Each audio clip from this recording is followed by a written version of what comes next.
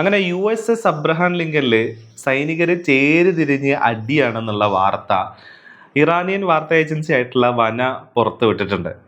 അതായത് അമേരിക്കൻ നാവികസേനയുടെ കുന്തമുനയാണ് യഥാർത്ഥത്തിൽ ഈ പറയുന്ന USS അബ്രഹാം ലിങ്കൺ എന്ന് പറയുന്നത്. ഏകദേശം 359 ദിവസത്തോളാണ് ഈ കപ്പൽ കടലിൽ കിടന്നത്. സാധാരണ ഷോറിലേക്ക് പോകാനും അതേപോലെ തന്നെ കുടുംബങ്ങളുമായി ബന്ധപ്പെടാനൊക്കെ ഉള്ള സാഹചര്യം ഉണ്ടാവാറുണ്ട്. പക്ഷേ ഇതൊന്നും ഇല്ലാണ്ട് ഏകദേശം 18 മുതൽ 20 മണിക്കൂർ വരെ ഈ ഇറാന്റെ ഡ്രോണുകളെയും പ്രതിരോധിച്ചുകൊണ്ട് ഈ കപ്പൽ ഈ പറയുന്ന ഹോർമൂസിന്റെ ഒക്കെ ഭാഗത്തായിട്ട് കിടന്നു എന്നുള്ളതാണ് പറയുന്നത്. അപ്പോൾ അതിനകത്ത് ഇതിന് മുന്നേ തന്നെ കുറെ വാർത്തകൾ പുറത്ത് വന്നിട്ടുണ്ടായിരുന്നു. അതായത് ഒന്നാമത് ഭക്ഷണം കഴിക്കാനില്ല, ഒരു ഇറച്ചി കഷ്ണം അതേപോലെ തന്നെ ക്യാരറ്റുമാണ് ഇവർക്ക് കൊടുക്കുന്നതെന്നാണ് പറഞ്ഞത്. ഇനി ഇത് കഴിച്ചിട്ടൊന്ന് ടോയ്ലറ്റ് പോകണം എന്ന് വെച്ചാലോ ടോയ്ലറ്റ് മര്യാദക്ക് അതിനകത്ത് വർക്ക് ചെയ്യുന്നില്ല. അപ്പൊ ഇങ്ങനത്തെ പ്രശ്നങ്ങൾ ഓൾറെഡി USS എബ്രഹാം ലിങ്കൻ നിന്നും പുറത്തു വന്നതാണ്. ഇത് ആ സൈനികര് ആ കപ്പലിലുള്ള സൈനികര് വീട്ടിലേക്ക് ഫോൺ വിളിക്കും അല്ലെങ്കിൽ വീട്ടുകാരോട് സംസാരിക്കുന്ന സമയത്ത് പറഞ്ഞ കാര്യങ്ങളാണിത്. പിന്നീട് ആ വീട്ടുകാരാണ് ഈ സാധനങ്ങളെല്ലാം പുറത്തു വിടുന്നത്. സെൻകോം ഒരു കാരണവശാലും ഇങ്ങനത്തെ സാധനം അതിനകത്തുനിന്ന് പുറത്ത് പോകാൻ സമ്മതിക്കുന്നില്ല. അപ്പോൾ ഇപ്പോൾ അടുത്ത് ഈ വന പുറത്തുവിട്ടിട്ടുള്ള റിപ്പോർട്ടുകൾ പ്രകാരം ചേരി തിരിഞ്ഞ് ഈ കപ്പലിനകത്ത് അടി നടന്നുകൊണ്ടിരിക്കുകയാണ് എന്നുള്ളതാണ് പുറത്തു വരുന്നത്. ചേരി തിരിഞ്ഞിട്ടുള്ള അടി എന്ന് പറഞ്ഞു കഴിഞ്ഞാൽ ഇവരുടെ ഈ ക്യാൻറ്റീനിൽ ഭക്ഷണശാലയിൽ തുടങ്ങിയിട്ടുള്ള ചെറിയ വാക്ക് തർക്കം പിന്നീട് നല്ല പൊരിഞ്ഞ അടിയിലേക്ക് മാറി എന്നുള്ളതും അതിപ്പോഴും തുടരുകയാണെന്നുള്ളതും കൂടിയാണ് പറയുന്നത്. അപ്പോൾ ഡെക്കിൽ വർക്ക് ചെയ്യുന്ന ആൾക്കാരും അതിലെ മെയിൻ്റനൻസിൽ വർക്ക് ചെയ്യുന്ന നാവികരും തമ്മിലാണ് ഇപ്പോൾ ഈ അടി ഉണ്ടായിരിക്കുക എന്നുള്ളതാണ് വന പുറത്തുവിട്ടിട്ടുള്ള റിപ്പോർട്ടുകൾ പ്രകാരം പറയുന്നത്. അപ്പോൾ അതിൻ്റെ പ്രസക്തമായിട്ടുള്ള ചില ഭാഗങ്ങൾ ഞാൻ വായിക്കാം. ഇറാൻ യുദ്ധത്തിൽ അമേരിക്കയുടെ കുന്തമുനയായ വിമാനവാഹിനി കപ്പൽ USS അബ്രഹാം ലിങ്കനിൽ നാവികർ തമ്മിൽ രൂക്ഷമായ ചേരിതിരിവും ഏറ്റുമുട്ടൽ നടന്നതായ റിപ്പോർട്ടുകൾ. 359 ദിവസത്തിലധികം തുടർച്ചയായി കടലിൽ കഴിയേണ്ടി വന്നതിനെ തുടർന്ന് സൈനികർ കടുത്ത മാനസിക സമ്മർദ്ദം നേരിടുന്നതായി വാർത്തകളുണ്ടായിരുന്നു. ഇതിന് പിന്നാലെയാണ് പുതിയ റിപ്പോർട്ട് വരുന്നത്. എന്നാൽ ഇക്കാര്യത്തിൽ ഔദ്യോഗിക തലത്തിൽ ഒരു സ്ഥിരീകരണം വന്നിട്ടില്ല. ഇറാൻ വാർത്താ ഏജൻസിയായ വന പുറത്തുവിട്ട റിപ്പോർട്ടുകൾ പ്രകാരം കപ്പലിൽ വൻ ഏറ്റുമുട്ടൽ നടന്നതായാണ് വിവരം. ഇനി എന്താണ് യഥാർത്ഥത്തിൽ അവിടെ സംഭവിച്ചതെന്നുള്ളത് നമുക്ക് നോക്കാം.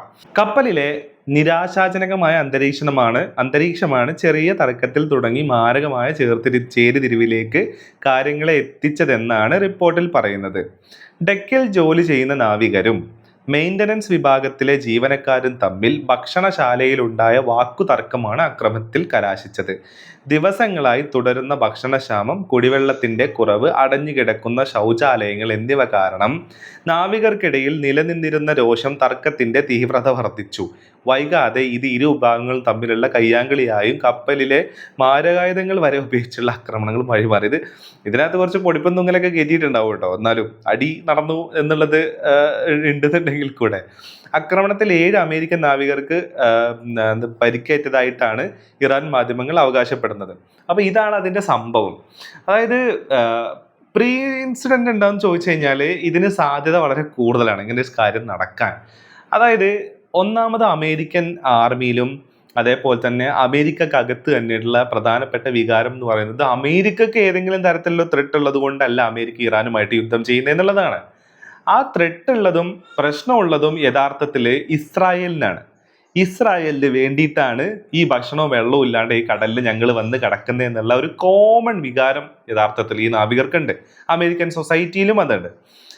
ഈ അമേരിക്കയിലെ ടാക്സ് പേയേഴ്സ് അല്ലെങ്കിൽ അമേരിക്കയുടെ ടാക്സ് പേയേഴ്സ് കൊടുക്കുന്ന കാശ് ഈ ഇസ്രായേലിനെ നിലനിർത്താൻ വേണ്ടിയിട്ട് അമേരിക്ക ഉപയോഗിക്കുന്നു എന്ന പ്രശ്നം കൂടെ അവിടെ ഉണ്ട്.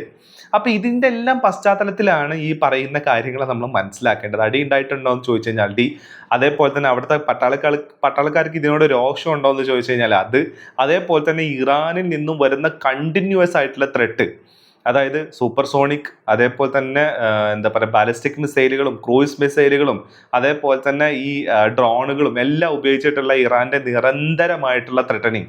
അപ്പൊ ഇതില് സാധാരണ ഒരു പട്ടാളക്കാരൻ ജോലി ചെയ്യുന്ന സമയത്ത് മുൻപിൽ ഈ 18-20 മണിക്കൂർ അല്ലെങ്കിൽ 8 മണിക്കൂർ ജോലി എന്നൊന്നും പറയുന്നത് നടപ്പിലാവുന്ന കാര്യം അല്ലെങ്കിൽ കൂടെ ഒരു ഷിഫ്റ്റ് ഉണ്ടായിരിക്കുമല്ലോ. ഇപ്പൊ കപ്പലിലൊക്കെ ആണെന്നുണ്ട്. അപ്പൊ അതിൽ 18 മുതൽ 20 മണിക്കൂറൊക്കെ കണ്ടിന്യൂസ് ആയിട്ട് ജോലി ചെയ്യാന്ന് പറഞ്ഞാൽ ഒന്ന് ആലോചിച്ച് നോക്കി. പിന്നെ അവർക്ക് അവർക്ക് ഒന്ന് ഉറങ്ങാനും വിശ്രമിക്കാനും കിട്ടുന്ന സമയം എന്ന് പറയുന്നത് 2-3 മണിക്കൂർ മാത്രമായിരിക്കും എന്നുള്ളതാണ് അതിൻ്റെ ഒരു പ്രത്യേകത.